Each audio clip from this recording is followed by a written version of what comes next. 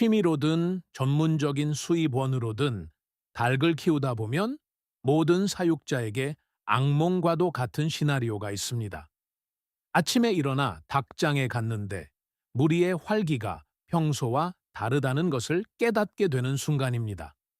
구석에 털이 곤두선차에 웅크린 공처럼 고립되어 있는 중닭 한 마리가 눈에 띕니다. 머리는 날개 아래 숨기고 눈은 반쯤 감겨 있으며 옥수수나 사료를 뿌려줘도 달려오지 않습니다. 가까이 다가가 보면 도망갈 힘조차 없다는 것을 알게 됩니다. 그리고 결정적인 경고 신호가 나타납니다. 바닥을 보니 선명한 붉은 핏자국이나 냄새가 아주 고약하고 짙은 색의 설사가 보입니다. 조심하십시오. 지금 이 순간부터 당신에게 불리한 시계가 돌아가기 시작했습니다. 이것이 콕시듐증이라면 한 마리의 개별적인 문제였던 것이 전염병으로 번져 단 3, 4, 4일 만에 전체 무리를 몰살시킬 수 있습니다. 콕시듐증은 경고 없이 찾아와 당신의 투자를 무너뜨립니다. 절망감이 밀려와 가장 먼저 하는 일은 농장 용품점으로 달려가 아무 항생제나 사는 것일 겁니다. 하지만 진정하십시오. 많은 사람이 잘못된 방식으로 일을 해결하려다 가진 돈을 다 쓰고 결국 더 큰 문제를 만들고 맙니다. 오늘 저는 여러분의 뒷마당에 있을 법한 식물을 통해 과학과 자연이 어떻게 여러분의 닭들의 생명을 구할 수 있는지 보여드리겠습니다. 많은 사육자들이 왜 닭들이 하루아침에 죽어나가는지 궁금해합니다. 대개의 경우 그 범인의 이름은 바로 콕시듐증입니다. 콕시듐증은 일반적인 벌레가 아니라 에이메리아 속의 미세한 원충에 의해 발생합니다. 이 기생충에는 여러 종이 있으며 각각 장의 서로 다른 부위를 공격합니다. 이들은 장벽의 세포로 들어가 폭발적으로 증식하기 시작합니다.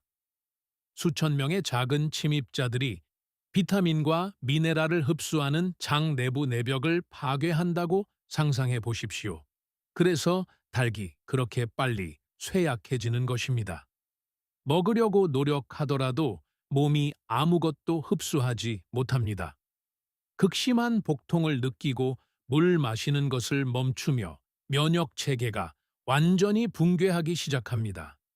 특히 생후 3주에서 8주 사이의 병아리와 어린 새들의 경우 소화기관이 아직 매우 미성숙하기 때문에 이 과정은 보통 치명적입니다. 닭이나 계란을 판매하는 일을 하신다면 1분 1초가 주머니 사정의 직접적인 손실로 이어집니다. 이제 이 세부 사항에 주의를 기울이십시오. 가장 전형적인 실수는 화학약품을 무분별하게 사용하는 것입니다. 많은 사람이 용량을 틀리거나 투여 기간을 잘못 지키며 무분별하게 사용합니다. 그러면 어떤 일이 벌어질까요? 생물학적으로 매우 영리한 원충은 저항성을 키우기 시작합니다. 다음에 병이 발생했을 때 처음에 썼던 그 비싼 약은 기생충에게 상처 하나 입히지 못할 것입니다. 높은 비용 외에도 소수의 사람들만 언급하는 요인이 있는데 바로 휴약 기간입니다. 산란계에게 강력한 화학 약품을 투여하면 라벨에 따라 최소 7일, 10일, 심지어 15일 동안 해당 계란을 섭취하거나 판매하는 것이 금지됩니다. 가족 식용으로 닭을 도축한다면 고기의 인체 건강에 장기적으로 해로운 화학 잔류물이 남아있을 수 있습니다. 그렇기 때문에 약용 식물을 사용하는 식물, 요법 파이토테라피, 이 현대 양계에서 큰 비중을 차지하고 있습니다. 우리는 균형을 추구하며 여기서 우리 닭들의 훌륭한 아군인 파파야 잎이 등장합니다. 파파야 잎은 살아있는 약국입니다. 많은 사람이 식물을 사용하는 것을 단순한 미신이라고 생각하지만 과학적 데이터는 그렇지 않음을 증명합니다. 학명으로 카리카 파파야, 차리차 파파야라 불리는 파파야, 나무는 소화관의 가장 완벽한 식물 중 하나입니다. 파파야 잎에는 파파인이라는 강력한 효소가 들어 있습니다. 파파이는 단백질 분해 효소로 단백질을 소화시키는 능력이 있습니다. 닭의 장 내에서 이 효소는 다양한 기생충의 외부 보호막을 분해하고 손상된 세포를 청소하는 데 도움을 줍니다. 하지만 여기서 끝이 아닙니다. 잎에는 항균 특성이 있고 쇠약해진 닭의 심박수 조절을 돕는 카르파인과 같은 알칼로이드가 함유되어 있습니다. 또한 비타민의 보고이기도 합니다. 조직과 점막 재생에 필수적인 비타민 A가 들어있는데 이는 콕시디움증이 파괴하는 바로 그 부분입니다. 또한 강력한 항산화제인 비타민 C와 비타민 E가 들어있어 달기 염증으로 인한 산화 스트레스와 싸우는데 도움을 줍니다. 기본적으로 화학 약품이 기생충의 주기를 끊는 데만 집중하는 반면 파파야 잎은 침입자와 싸우고 장을 청소하며 파괴된 점막을 재건하고 심지어 면역 체계를 강화하여 달기 약해진 틈을 타 전염성 코라이자나 조류 독감 같은 2차 질병에 걸리지 않도록 종합적인 역할을 수행합니다. 이제 실습 부분으로 넘어가겠습니다. 모든 것을 적을 펜과 종이를 준비하십시오. 이 추출물을 준비하는 방식에 따라 효과가 있을지 아니면 그저 초록색 물에 불과할지가 결정됩니다. 첫째, 원료의 선택입니다. 이미 땅에 떨어진 잎, 마른 잎 또는 파파야 나무 아래쪽에 이미 누렇게 변한 아주 오래된 잎은 사용하지 마십시오. 그런 잎은 유효 성분이 이미 적습니다. 대개 식물의 꼭대기나 중간 부분에 있는 아주 초록색인 어린 잎을 원하실 겁니다. 거기에는 수액이 박동하고 있으며 화합물이 고농도로 농축되어 있습니다. 이 잎들을 흐르는 물에 잘 씻어서 먼지, 오염 물질 또는 질병을 옮기는 야생 조류의 배설물을 제거하십시오. 준비 방법에는 두 가지가 있습니다. 첫 번째는 더 실용적인 방법으로 믹서기에 물 500ml당 중간 크기 잎 3밤 4장을 넣는 것입니다. 바로 계속 갈지 마십시오. 펄스, 순간 작동, 기능을 사용하십시오. 왜일까요? 칼날의 마찰은 열을 발생시키며 과도한 열은 우리가 원하는 파파인과 다른 효소들을 파괴할 수 있기 때문입니다.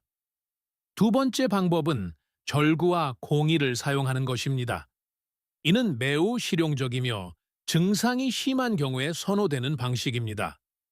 잎을 아주 잘게 썰어 아주 짙은 반죽이 될 때까지 절구에 찢습니다. 그런 다음 이 반죽을 깨끗한 행주나 거즈에 넣고 세게 짜서 고농축 순수 즙만 추출합니다. 어떤 방법을 사용하든 아주 잘 걸러내야 합니다. 섬유질이나 IP 조각이 통과하면 자동 급수기나 니플의 노즐을 막을 수 있습니다. 이제 이 즙으로 무엇을 할까요? 식수 1리터당 이 농축 추출물을 7+10만올 사용해야 합니다. 치료 기간은 최소 3일에서 최대 5일 연속이어야 합니다. 에이메리아의 생물학적 주기는 여러 단계를 거치며 추출물이 모든 단계를 잡아내도록 해야 하므로 단 하루만 주고 해결되었다고 생각하는 것은 소용이 없습니다. 더욱 확실한 효능을 보장하는 관리 비결 하나는 치료를 시작하기 전날 밤 토밥시나 8시경에 닭장에 모든 물을 치우는 것입니다.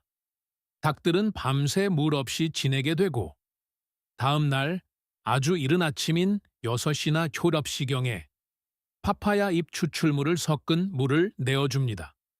목이 마른 상태이므로 병이 들기 시작해 느려진 닭들을 포함한 모든 닭이 하루의 첫 1시간 안에 필요한 용량을 마시게 될 것입니다. 이는 무리 전체의 균일한 치료를 보장합니다. 보관과 관련하여 이 추출물은 유기농 제품이므로 매우 빨리 상합니다. 냉장고 안에 어두운 유리병에 담아 최대 7일 동안 보관하십시오.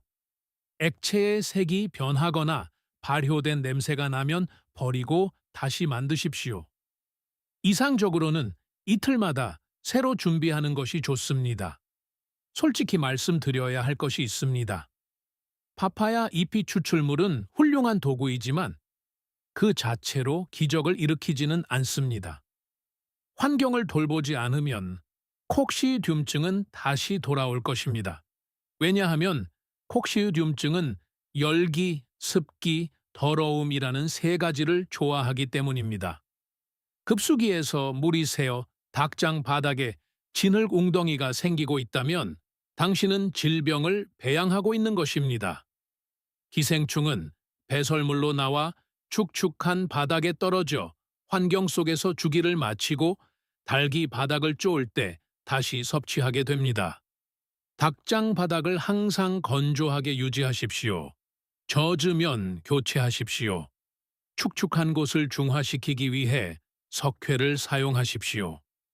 마지막 팁은 파파야 잎을 예방책으로 사용하는 것입니다.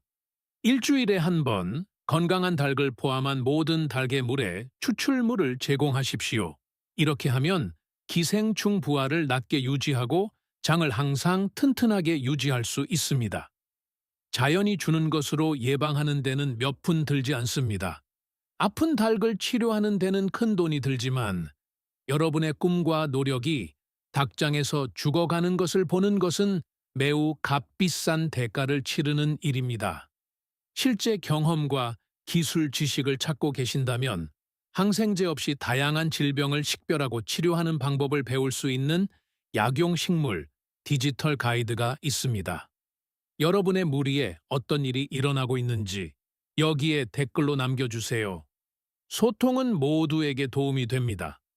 자연이 제공하는 것으로 무리를 보호하는 이 지식이 여러분이 닭장을 돌보는 방식을 바꾸어 놓았다면 채널을 구독하고 좋아요를 눌러주세요. 우리는 많은 이들이 무시하려 하는 과학과 방법들을 밝히고 있습니다. 여러분의 투자를 보호하고 미래를 가꾸십시오. 우리 땅의 다음 비결도 곧 공개됩니다.